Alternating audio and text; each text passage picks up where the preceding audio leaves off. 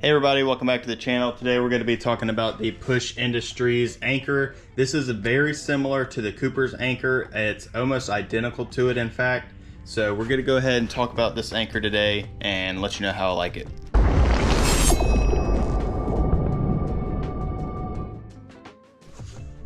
One of the top asked questions on Facebook and on some online forums is what anchor to buy, and you'll always have a group of people recommending the Cooper anchor as the best. While there's a bunch of different opinions, a lot of people believe that the Cooper's anchor is the best. And this is a copy of that anchor. This is the Push Industries anchor, and it comes in about $25 cheaper than the Cooper's anchor.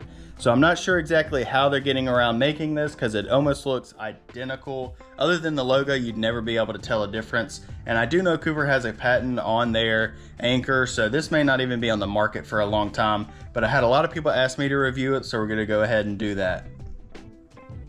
Just like the Cooper's anchor, this is constructed from plastic and it has a 2-pound weight encapsulated down here at the bottom of the spike.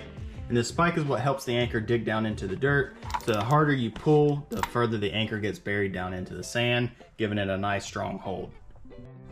The most effective way I found to use this anchor is to use it with chain. That really helps it lay down in the sand and get a good hold. I attach from the very back of the anchor and run it all the way to the front and then use a large zip tie. You can use 2 medium zip ties to attach it to the back. Now, I know that sounds like it's gonna break or something like that, but I've used this same exact setup on my Cooper's anchor for 3 or 4 years now and have never had one issue. The reason why you would want to use a zip tie here is if you ever get snagged, the anchor ever gets snagged on a log or a rock or something like that, and you can't pull it out and it's too deep to go down and retrieve it, you can pull straight up, use a lot of force, break the zip tie, and then you'll be able to pull straight up from the other side of the anchor there and retrieve your anchor. So I've had 0 issues with my anchor getting stuck. So not saying that it will, but if it ever does, you can break those zip ties and then pull straight up on the anchor and it should retrieve itself. So that's a trick I learned off of YouTube about 4 or 5 years ago, and I've been using it ever since with 0 issues. I've been giving this anchor a pretty good test over the past few weeks, and here you see me throwing it off the front of the jet ski. We're in about 10 foot of water with about 11, 12 mile-an-hour winds.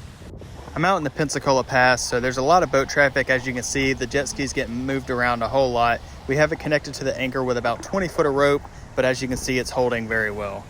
We were out in these conditions for about 3 hours and didn't have to adjust the anchor one time. As you can see here, the chain's helping hold the anchor down, and it has a really good hold. You can see all the sand that's built up as it's pulled down and buried itself into the sand. So my final thoughts, it worked really well, the build quality seems great, and I don't suspect you'll have any issues with it holding up or durability. The only thing I don't like about this anchor is that it is a direct knockoff of the Cooper's anchor.